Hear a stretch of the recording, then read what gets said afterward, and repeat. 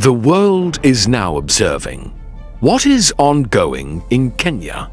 Mass protests due to a controversial finance bill aimed at raising taxes to help relieve the country's debt burdens. President William Ruto is grappling with the most serious crisis of his 2-year-old presidency as the youth-led protest movement has grown rapidly from online condemnations of the tax hikes into mass rallies demanding a political overhaul. Basing on raising taxes on basic items such as bread, cooking oil, and diapers, a question of how this debt burden is in place comes in. Before we proceed, don't forget to subscribe, comment, and also leave a like for our videos. Also, any support through features such as super thanks below the video are welcome. Now let's get back to the topic. The elephant in the room is the Eurobond payment of $2 billion.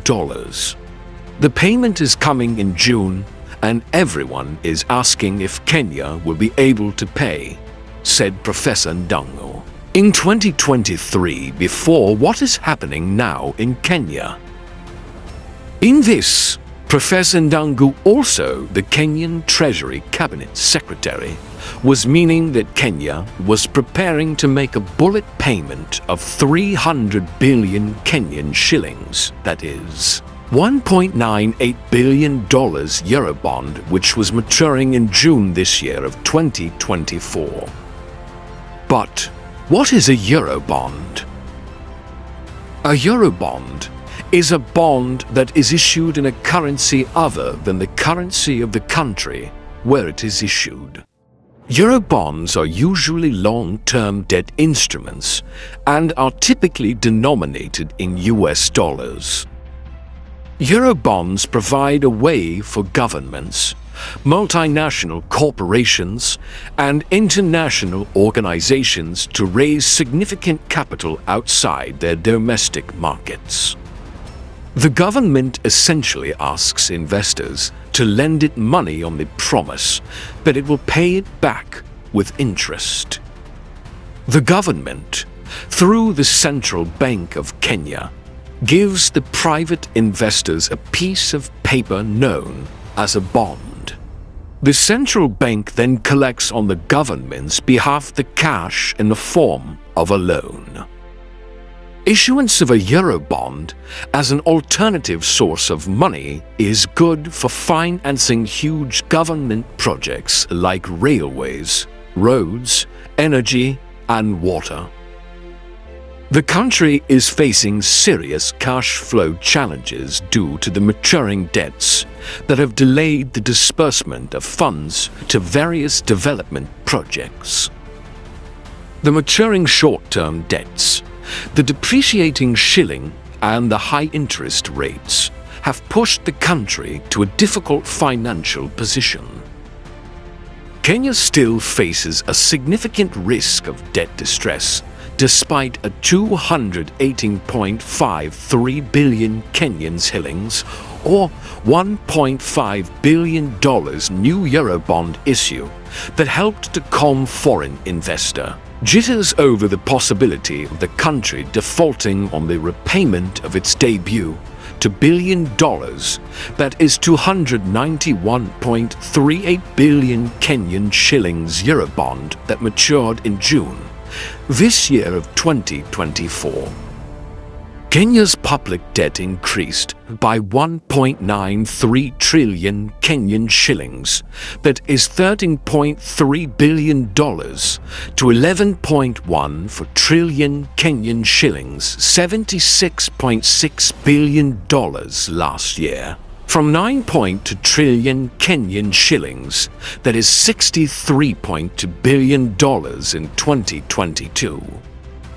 On the new 7-year bond, the government will pay interest at an annual rate of 9.75%, compared to a rate of 6.875% on the matured 2014 issue.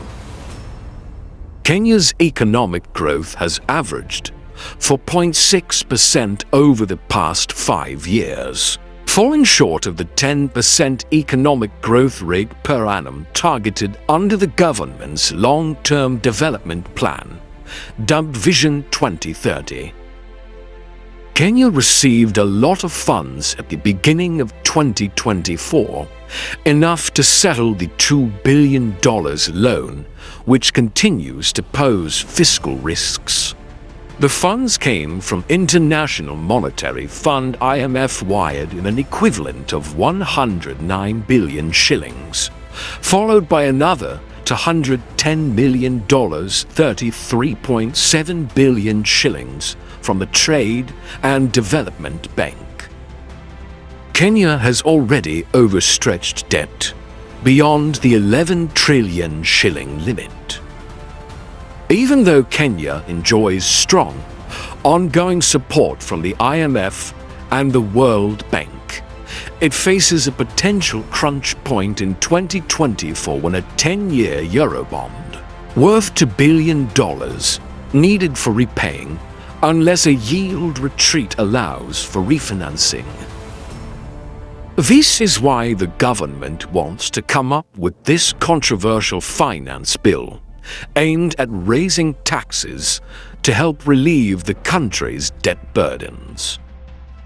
Protesters in Kenya are demanding the resignation of President William Ruto despite his decision on Wednesday to withdraw this controversial finance bill.